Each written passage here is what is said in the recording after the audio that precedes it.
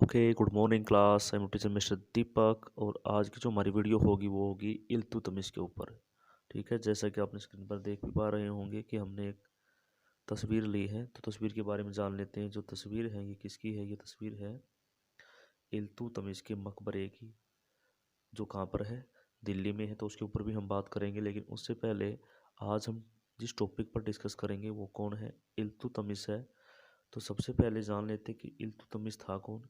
कि गुलाम वंश का शासक था और कुतुबुद्दीन जो ऐबक था उसका एक दास था। तो इसके बारे में जान लेते हैं और इसी पर आज हम जो है बात करेंगे। तो सबसे पहले लेते हैं इसका पूरा नाम। तो पूरा नाम क्या था? ठीक है, तो सबसे पहले टॉपिक लिख लेते हैं। हमारा टॉपिक क्या है आज का? इल्तुतमिश। कौन है? इल्तु आज डिस्कस करेंगे हम इल्तुतमिश के ऊपर। तो ये आज का हमारा टॉपिक है इल्तुतमिश। ठीक है, तो सबसे पहले यही बात करते हैं कि पूरा नाम। इसका पूरा नाम क्या था? तो पूरा नाम था शमसुद्दीन शमसुद्दीन इल्तुतमिश। पूरा नाम क्या था? शमसुद्दीन इल्तुतमिश इसका पूरा नाम था। ठीक है, तो बात कर लेते हैं कि ये गुलाम कैसे बना। कि कुतुबुद्दीन ऐबक ने 1197 में, कब? 1197 में, जब गुजरात आक्रमण के बाद जब वो वापस लौट रहा था तो उसने जो है इसको वहाँ से खरीदा था। इसको, इल्तुतमिश को। और वो इसकी काबिलियत से, मतलब इसके जो युद्ध नीति थी वो इससे इतना प्रभावित होता है कि इसको एक इक्तेदार बना देता है। क्या बना देता है? इक्तेदार। अब इक्तेदार होता क्या था कि जो छोटे छोटे प्रांत होते थे तो उनको मिलाकर कुछ जो है समूह जो है बना दिया जाता था प्रांतों का, तो वो इक्ता हो जाता था। तो वो इसको दे दिया जाता है। अब बात करते हैं इसके शासन काल की, किसने कब तक कब जो है शासन किया। तो इसकी शासन की हम बारे में बात करें तो इसने 1210 से लेकर 1210 से और 1236 तक जो है शासन किया। कहाँ पर? दिल्ली पर। और ये कौन था? गुलाम वंश का शासक था। अब बात करते हैं कि महमूद गोरी भी इल्तुतमिश से काफ़ी प्रभावित था। क्या था? काफ़ी प्रभावित था। तो उसके बारे में जान लेते हैं कि महमूद गोरी ने भी इसे एक पद दिया था। उस पद का क्या नाम था? तो देख लेते हैं। तो यहाँ से कर लेते हैं इसको क्लीन। तो बात करते हैं महमूद गोरी की। महमूद गोरी ने इसे एक पद दिया। उस पद का क्या नाम था? पद का नाम था अमीर। पद का नाम क्या था? अमीर। अमीर रूल। अमीर रूल उमरा। अमीर रूल उमरा जो है वो पद था, जो किसने दिया था इसको? महमूद गोरी ने दिया था। और कब दिया था ये? कि जो इल्तुतमिश था इसने क्या किया था कि जो खोखरों का जो विद्रोह हो रहा था उसको बड़े ही अच्छे ढंग से इसने उस पर काबू पा लिया था। जिससे खुश होकर जो है महमूद गोरी ने इसे अमीर अमीन रूल उमरा का जो है पद इसको दे दिया था। अब बात करते हैं कि इल्तुतमिश के कितने बच्चे थे। तो इसके बच्चों के ऊपर बात करते हैं। तो इसके 4 बच्चे थे। अगर बात की जाए तो कितने बच्चे थे इसके? 4 थे। 4 बच्चे थे। कितने थे? 4 बच्चे थे। तो उनके नाम हम जान लेते हैं। ठीक है, तो फर्स्ट पर हम बात कर लेते हैं। तो पहला जो बेटा था इसका, उसका नाम क्या था? उसका नाम था नसरुद्दीन। लिख लेता हूँ मैं यहाँ पर, नसरुद्दीन। नसरुद्दीन, ये नसरुद्दीन महमूद। नसरुद्दीन नसरुद्दीन महमूद इसका पहला बेटा था। उसके बाद बात करते हैं दूसरे की। तो दूसरे बेटे का नाम क्या था? ये तो पहला था, दूसरे का नाम था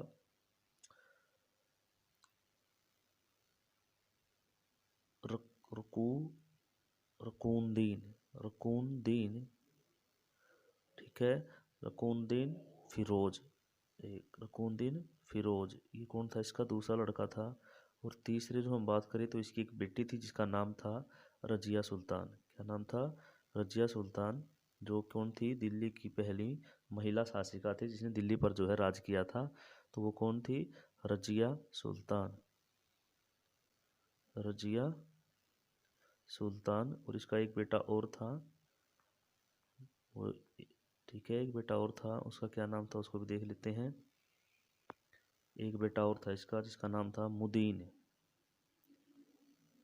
क्या नाम था? मुदीन बहराम। मुदीन बहराम इसका क्या था? एक और बेटा था। ठीक है। तो ये इसके जो है 4 बच्चे थे जिनके नाम हमने जो है आपको बता दिए हैं। अब बात कर लेते हैं कि ये किस प्रकार से जो है दिल्ली का एक शासक बना। कौन? इल्तुतमिश। तो बात कर लेते हैं कि बात उस समय की है जब कुतुबुद्दीन ऐबक की मृत्यु हो जाती है। किसकी मृत्यु हो जाती है? कुतुबुद्दीन ऐबक की। तो ये क्या करता है कि वहाँ पर जो है, अब ये एक योग्य शासक तो था ही, और उस समय जो ये शासक था तो उस समय ये शासन कर रहा था कहाँ पर? ये बदायूं का सूबेदार था। कहाँ का शासक था? ये पूछा जाता है कि सुल्तान बनने से पहले इल्तुतमिश कहाँ का शासक था? तो ये शासक कहाँ का था? बदायूं। बदायूं क्या था? एक सूबेदार था। तो वहाँ से ये आता है और दिल्ली की जो है राजगद्दी पर बैठ जाता है। उसके बाद बात करते हैं कि इसने ऐसा क्या काम जो है किया था। तो सबसे इसकी जो खूबी है वो क्या थी कि इसने जो है चांदी और तांबे के सिक्के चलाए। किसके सिक्के? चांदी के और तांबे के। क्या किए थे? सिक्के चलाए थे। किसके? चांदी और तांबे के जो है सिक्के किसने चलाए? इल्तुतमिश ने चलाए। चांदी के और तांबे के सिक्के। और ये पहला क्या था? पहला तुर्क सुल्तान था। पहला, ये पूछा जाता है कि पहला तुर्क सुल्तान था कौन? इल्तुतमिश, जिसने क्या किया था? चांदी और सोने के जो है सिक्के चलाए थे। ठीक है। और इसने जो है तांबे का जीतल सिक्का, ठीक है, पूछा जाता है तांबे का जीतल, तांबे का जो जीतल सिक्का किसने चलाया था? ये जो जीतल सिक्का है तांबे का वो किसने चलाया? इल्तुतमिश ने चलाया था। ओके। अब बात करते हैं कि ये एक कला प्रेमी भी था। कला प्रेमी यानी जो इसने कुछ इमारतों का निर्माण भी करवाया और काफ़ी अच्छा जो है ये एक कला प्रेमी था। तो इसकी कला के बारे में हम जान लेते हैं कि इसने किस चीज़ का निर्माण कराया। सबसे पहले बात कर लेते हैं कुतुब मीनार की। जो कुतुब मीनार का जो है निर्माण कार्य वो किसने कराया था? वो कुतुबुद्दीन ऐबक ने जो स्टार्ट तो कर दिया था लेकिन उसको पूरा नहीं करवाया, उससे पहले उसकी मृत्यु हो जाती है। तो इल्तुतमिश जो है उसको एक तो पूरा करवाते हैं। क्या करवाते हैं? एक तो कुतुब मीनार का जो कार्य था उसको पूरा करवाते हैं। दूसरा ये क्या करता है कि ये सूबेदार था बदायूं का। कहाँ का? बदायूं का। तो वहाँ पर ये एक मस्जिद का भी निर्माण करवाता है बदायूं में। कौन सी मस्जिद निर्माण कराता है? जामा मस्जिद। किसका? जामा मस्जिद का जो है निर्माण कराता है। कहाँ पर? बदायूं में। बदायूं में ये किसका निर्माण कराता है? जामा मस्जिद का जो है निर्माण कराता है। कौन? इल्तुतमिश। उसके बाद बात कर लेते हैं, उसके बाद इस ये एक और चीज़ का जो है निर्माण करवाता है, और वो निर्माण कहाँ करवाता है? नागौर में। कहाँ पर? नागौर में ये क्या कराता है कि एक और निर्माण कराता है नागौर के अंदर। नागौर में क्या किसका कराता है? अतारकिन का दरवाज़ा ये बनाता है वहाँ पर। अतार अतारकिन का जो है दरवाज़ा वहाँ पर बनाता है। अतारकिन का दरवाज़ा। अब आपको होगी ये अतारकिन का दरवाज़ा था क्या? कि ऐसा बताया जाता है कि अतारकिन के दरवाजे के पास कुछ शेरों की तस्वीरें लगा देता है और वहाँ पर जो है बेल से गच घंटियाँ जो है बांध देता है कि जिसको भी न्याय चाहिए होता था वो क्या करता? आता और इन घंटियों को जो है बजा देता था, जिससे जो है सम्राट को पता चल जाता था और ये जो है वहाँ पर न्याय करता था, ऐसा बताया जाता है। उसके बाद बात कर लेते हैं कि ये एक योग्य शासक तो था ही, और जो योग्य होता है तो उसका प्रतिद्वंदी भी जरूर होता है। प्रतिद्वंदी यानी उसके खिलाफ जो है लड़ने वाला जो उसको नहीं चाहता। तो ऐसा ही इल्तुतमिश के साथ भी होता है, क्योंकि इल्तुतमिश जो है दिल्ली का सुल्तान बन जाता है तो उसके सामने दो परेशानियां उभर कर आती है।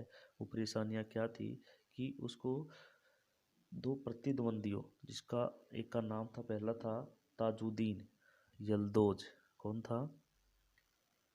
ताजू ताजुद्दीन ताजुद्दीन यल्दोज। एक तो ये शासक था जिससे ये क्या करता है, इसकी लड़ाई होती है, ताजुद्दीन यल्दोज। और दूसरा जो शासक था वो था नासरुद्दीन नसरुद्दीन कुबाचा। नसीरुद्दीन कुबाचा, इन दो से ये काफ़ी जो है इसकी काफ़ी लड़ाइयाँ होती हैं, नसीरुद्दीन कुबाचा से और ताजुद्दीन यलदौज से। अब बात करते हैं कि ताजुद्दीन यलदौज और नसीरुद्दीन कुबाचा था कौन। ये दोनों भी गुलाम थे। क्या थे? गुलाम थे। अब गुलाम तो थे दोनों, इनको भी किसने, जो महमूद गोरी था उसने ही इन दोनों को खरीदा था और उसने ही इन दोनों को अपने पास रखा था। जैसे ही कुतुबुद्दीन ऐबक जो है दिल्ली का सुल्तान बनता है तो यलदौज जो है गजनी का शासक बन जाता है। कहाँ का शासक? गजनी का है। तो गजनी का शासक कौन बन जाता है? यलदौज बन जाता है। ठीक है, लेकिन दिल्ली पर जो है ऐबक के बाद कौन आ जाता है? इल्तुतमिश। लेकिन जो यलदौज होता है वो ये समझता है कि उसका जो शासन है वो गजनी के अलावा किस पर है? दिल्ली पर भी है। तो ये क्या करता है, ये इल्तुतमिश के साथ जो है युद्ध कर देता है, लेकिन इल्तुतमिश इसको जो है हरा देता है। उसके बाद ये कभी भी जो है दिल्ली की तरफ रुख नहीं करता है। उसके बाद बात करते हैं कुबाचा की, कि कुबाचा भी क्या था, कि कुबाचा भी इल्तुतमिश से जो है विद्रोह की भावना जो है रखता था। ये क्या करता है कि ये भी जो पंजाब था और पंजाब के आसपास का जो क्षेत्र था उस पर अपना आधिपत्य मानता है। कौन? कुबाचा। कि जो पंजाब का जो क्षेत्र है उस पर मेरा अधिकार है। लेकिन जो है इल्तुतमिश इसे 1217 में, कब? इल्तुतमिश के साथ इसका युद्ध होता है 1217 में। किसके साथ? कुबाचा के साथ। और इसे जो है 1217 में जो है इसके पीछे ये वहाँ से जो है भाग जाता है। जब युद्ध होता है तो इसका पीछा करता है और लाहौर में जो है इसे हरा देता है। ठीक है, इस प्रकार से जो है इन दोनों से वो छुटकारा पा लेता है। कौन छुटकारा पा लेता है? इल्तुतमिश। अब बात करते हैं कि सुल्तान बनने के बाद कठिनाइयाँ। अब जैसे ही सुल्तान बना तो इल्तुतमिश के सामने काफ़ी कठिनाइयाँ भी आई। ठीक है, तो सबसे पहले कठिनाई क्या थी कि जैसे ही ये सुल्तान बना तो कुछ जो है कुतुबुद्दीन ऐबक के और कुछ जो है महमूद गोरी के कुछ सरदार थे जो इसका जो है विद्रोह कर रहे थे। किसका विद्रोह कर रहे थे? इल्तुतमिश का। तो उसके विद्रोह को दबाने के लिए इसने एक जो है संगठन बनाया, काफ़ी फेमस संगठन रहा है और काफ़ी बार पूछा जाता है। ठीक है, तो इसका जो संगठन जिसने जो बनाया था इल्तुतमिश ने, उसका नाम था तुकरान। याद रखना, तुकरान ए तुकरान ए चिहाल गानी। तुकरान ए चिहालगानी ये संगठन बनाया। और ये जो संगठन था ये 40 सरदारों का संगठन था। कितने सरदारों का? 40 सरदारों का जो है संगठन था। और इसका जो मुख्य कार्य क्या था कि जो भी विद्रोह करता था उसको दबाने का काम जो है ये जो संगठन था तुर्कान ए चहलगानी ये करता था। और इसका जो है संगठन किसने किया था? इल्तुतमिश ने जो है किया था। अब बात कर लेते हैं इल्तुतमिश के विजय अभियान की, कि इसने कौन कौन सी लड़ाइयाँ लड़ी और कहाँ कहाँ पर जो है इसने विजय प्राप्त की। तो सबसे पहले इसकी विजय के ऊपर चलते हैं। तो बात करते हैं 1225 में, कि 1225 में क्या था, कि 1225 के अंदर बंगाल में एक स्वतंत्र शासक था। कहाँ पर? बंगाल के अंदर 1225 में बंगाल में एक स्वतंत्र शासक था जिसका नाम था हिसामुद्दीन। क्या नाम था? हिसामुद्दीन। कहाँ पर? बंगाल के अंदर हिसामुद्दीन इवाज।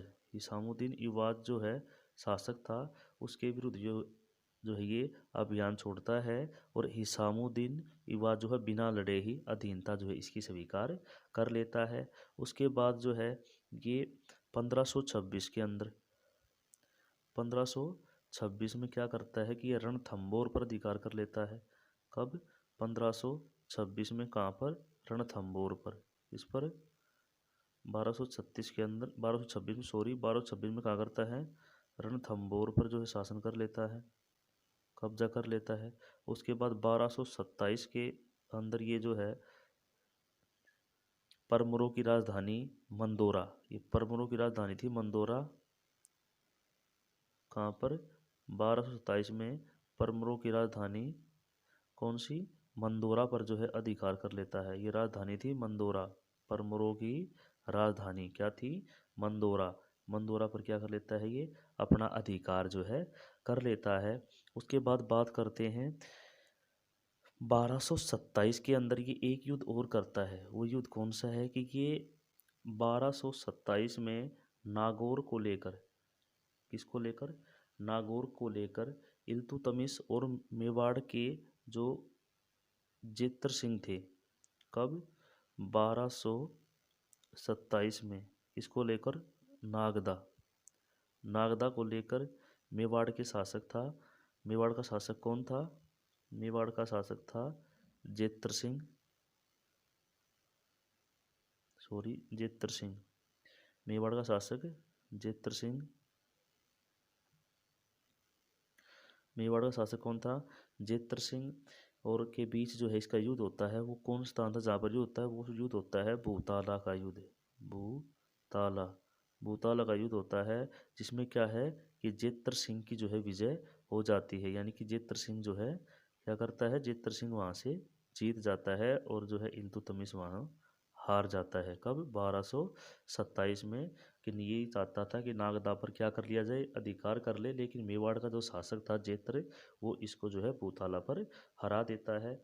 उसके बाद जो बात करते हैं 1234 और 35 में, तो 1234-35 में ये उज्जैन और भिलसा के विरुद्ध जो है अभियान इसका जो है सफल होता है। अब बात करते हैं कि इसकी मृत्यु।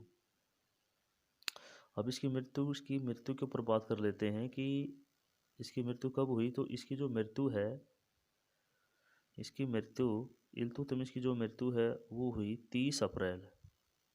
कब, 30 अप्रैल 1236 में ये जो है इसकी मृत्यु हो जाती है। इसकी मृत्यु कैसे होती है कि जब ये क्या था, एक स्थान था बामियान। तो ये बामियान में क्या करने के लिए कि बामियान जा रहा था लड़ने के लिए, ठीक है। तो रास्ते में क्या हो जाता है, ये बीमार हो जाता है। तो बीमार हो जाने के कारण क्या होता है कि इसके रास्ते में ही इसकी मृत्यु हो जाती है 30 अप्रैल 1236 में, ठीक है। और इसका जो मकबरा है वो कहाँ स्थित है, अगर इसका पूछा जाए कि इल्तुतमिश का मकबरा कहाँ है, तो इल्तुतमिश का जो मकबरा है वो कहाँ पर है, मकबरा, अगर बात की जाए इसके मकबरे की, तो मकबरा कहाँ है इसका, इल्तुतमिश का मकबरा। तो याद रखना इल्तुतमिश का जो मकबरा है वो कहाँ स्थित है, दिल्ली के अंदर। कहाँ है मकबरा, दिल्ली में। इल्तुतमिश का मकबरा कहाँ है, दिल्ली में है। तो मेन बात क्या होगी कि इल्तुतमिश कौन था, गुलाम वंश का शासक था और रजिया सुल्तान का पिता था। ओके। और ये जो सबसे पहले कौन बैठा, सबसे पहले महमूद गोरी था। महमूद गोरी का दास कौन था, कुतुबुद्दीन ऐबक, ठीक है। कुतुबुद्दीन ऐबक के बाद किसका नंबर आया, इल्तुतमिश का। और इल्तुतमिश के बाद बात करेंगे, कल हम टॉपिक लेके आएंगे रजिया सुल्तान। तो रजिया सुल्तान के बारे में बात करेंगे कि पहली महिला शासिका थी जो कहाँ बैठी थी, दिल्ली के सिंहासन पर जो है बैठी थी। ओके। तो ये तो थी प्यारे बच्चों आज का हमारा टॉपिक। कल फिर मिलते हैं एक नई वीडियो के साथ। तो वीडियो को शेयर करें, लाइक करें और ज़्यादा से ज़्यादा आप जो है वीडियो को अपने साथियों के साथ शेयर करें। Okay, thank you, bye. कल फिर मिलते हैं, तब तक के लिए बाय।